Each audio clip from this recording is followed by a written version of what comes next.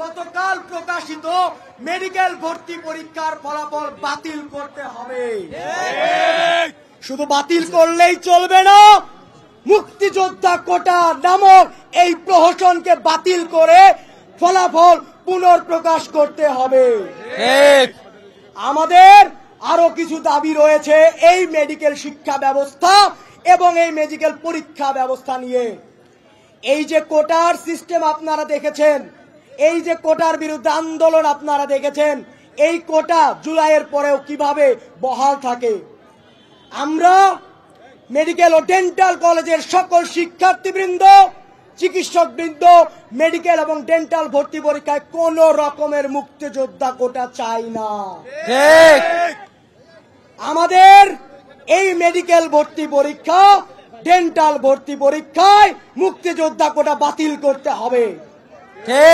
এবং বিভিন্ন school college বিশ্ববিদ্যালয়ের সকল শিক্ষার্থীর মতে আমরা জেনেছি তারা কোনো বিশ্ববিদ্যালয়ে ভর্তি পরীক্ষায়ও কোন ধরনের কোটা চান না।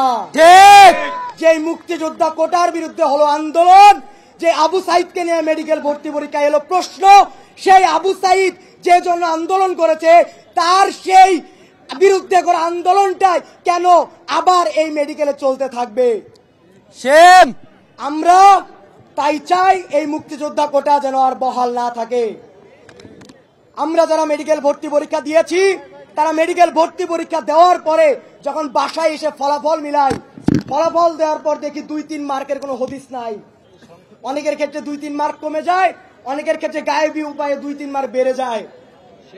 এই 100 মার্কের পরীক্ষা আপনারা প্রশ্ন করেছেন, আপনাদের প্রশ্ন করতে সমস্যা নাই, উত্তর দিতে কি সমস্যা? আপনাদের এই পরীক্ষার মেডিকেল ভর্তি পরীক্ষা হোক, ডেন্টাল ভর্তি পরীক্ষা হোক, প্রত্যেকটা এমসিকিউ পরীক্ষার ফলাফল প্রকাশ করতে হবে।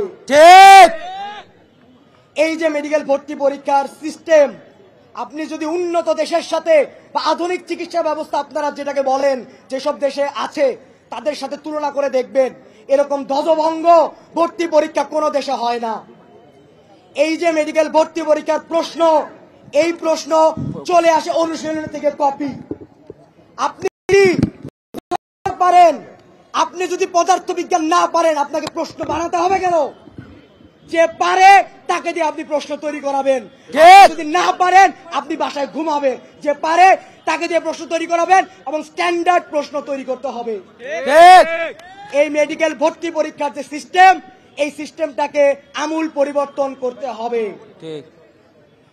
আমাদের আজকের এই সমাবেশ, আজকের এই শান্তিপূর্ণ সমাবেশ আপনারা যেটা দেখছেন, আমরা এখানে সমাপ্ত করতে চাই। কিন্তু আজকে আপনারা আমাদের যে শান্তিপূর্ণ অবস্থান দেখছেন, যদি আজকের মধ্যে দৃষ্টান্তমূলক কোন ধরনের পদক্ষেপ স্বাস্থ্য শিক্ষা অধিদপ্তর না দেখায়, অন্তর্বর্তীকালীন সরকার না দেখায়, তাহলে আপনারা আমাদের কঠোর রূপ দেখবেন।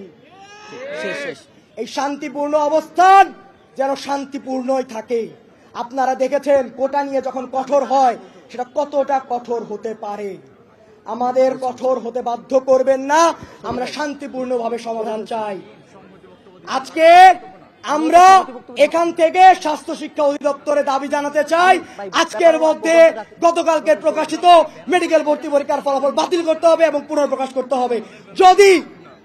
যদি এই ফলাফল পুনর্প্রকাশ না করেন এর মধ্যে, আজকে রাতে আমরা মিডিয়ার ভাইদের সামনে প্রেস ব্রিফিং করব এবং কালকে থেকে কঠোর কর্মসূচি চলমান থাকবে।